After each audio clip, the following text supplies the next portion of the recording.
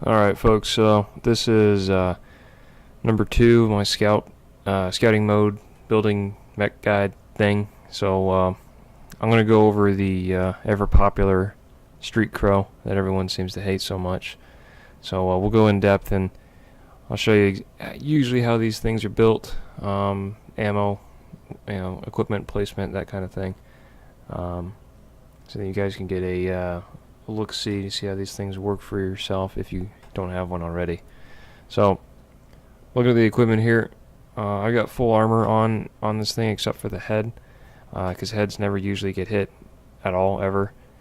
The armor values themselves is really up to you for your personal preference. I like having a little bit more in the rear simply because of scouting mode being quick and a bunch of little light mechs everywhere. So not unusual we would get shot in the back. So as you see, the standard loadout of 5 Streak 6s. Really don't want to need any more than that. I got the clan active probe in the head. That's the most safe location that you can put it in. Wouldn't make sense to put it in the left or right torso because you can get one of these shot off and then you're stuck without your probe, which is really bad. So left and right torso, you got your streak launchers and most of your ammo. Due to the way the fixed slots are, most ammo is going to be in the right torso, with only 2 tons of it being in the left. Now I've got, 6 tons worth of ammo in here. Some people may run less, some people may run more. Personal preference, that's really what it comes down to. I managed to fit a double heatsink in here, so that helps with the heat dissipation. Now, this heat management rating of 1.79 out of 2 is a bit deceptive due to the nature of how streaks work and the fact that this mech has basically 0 heat sinks on its own, or the default amount I should say. In the arms you have to put the streak launchers there, but I never put the hand actuators because there's really no point. They don't add any weight, they don't take away any weight.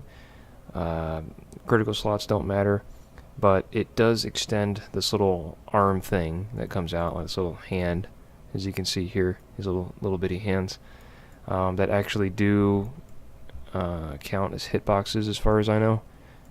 So there's really no point in having those except for aesthetic appeal. So you would think this is pretty tough mech. The main weakness I see in combat with these is the legs. So never ever disarmor these or take their armor values down, because that will be pretty much the first place that most people will hit. So I'm going to take this into the training grounds and show you how heat inefficient these things can actually be. Because as you know, there's ghost heat applied. So if you fire more than 3, it's going to add extra heat, and some people get trigger happy and they fire all 5 at once. So not uncommon to see that. But if you do see that, there's could be a number of reasons why. Either they really need that damage out right then and there, or like I said, they don't have good fire control of their weapons. They get a little trigger happy, and if that's the case, you can exploit that pretty well. Also down here, we have Artemis enabled, even though it is not attached to any of the streak launchers, because that's not how Artemis works. But as far as I know, having Artemis just on your mech as the upgrade option here will speed up your streak missile lock-on time, so that way you spend less time staring at the enemy and more time firing. So modules, pretty self-explanatory. Get a Streak 6 cooldown module. For mech modules, I like personally for Streak mechs advanced target decay and 360 target retention. You don't really need radar deprivation because you're going to be in the enemy's face anyways, so he's probably going to see you all the time anyways. Target info is useless for a Streak mech because you can't focus your damage anyways. Seismic, I don't really see a point for that because in scouting mode you won't be standing still long, if at all. Advanced sensor range, no point either. All brawls will be close range anyways, and everything else is not needed. For consumables, UAVs and cool shots is what I would do. I would personally go with 2 cool shots. So we'll put those in, and I'll show you guys how this thing works. Yeah, definitely a mech to be respected in all situations. But it's not like this unbeatable boogeyman that, you know, ruins everyone's day all the time. There are counters to it. A good Oxide pilot will defeat one of these handedly. So let's go to the training grounds here, or testing grounds, I should say. I haven't used this in a while, actually. Let's just go to Frozen City, or no, Canyon Network. Yeah, that's better.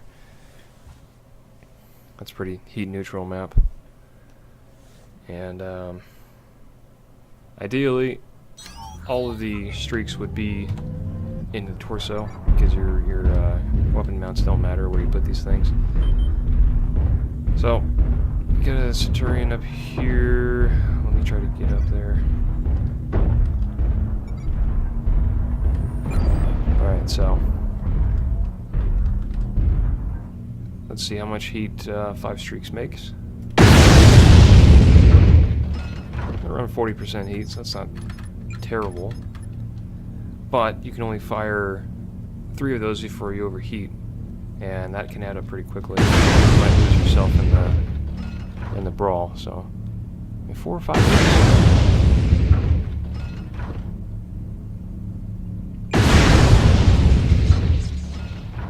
Okay.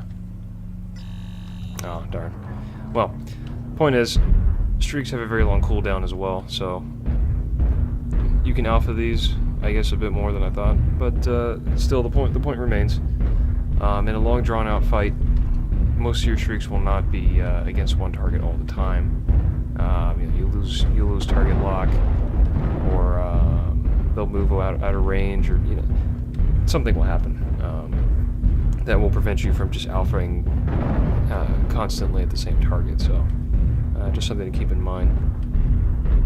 Also, due to the weapon placement, if you get one of your side torsos blown off, it's kind of bad. Basically, you lose like half your weapons.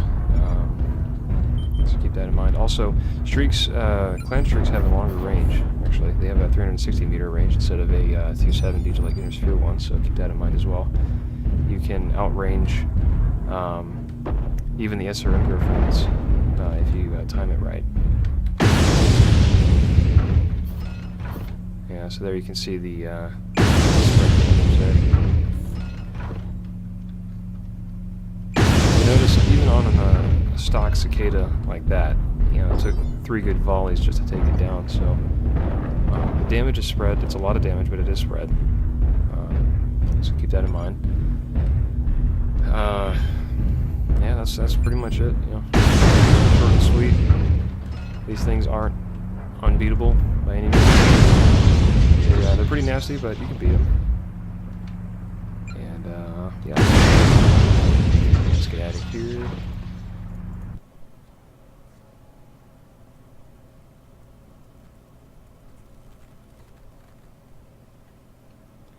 But as always with Streak Mechs, the best counter is just to have more ECM than they have counter ECM abilities. So if you're able to do that, definitely do that.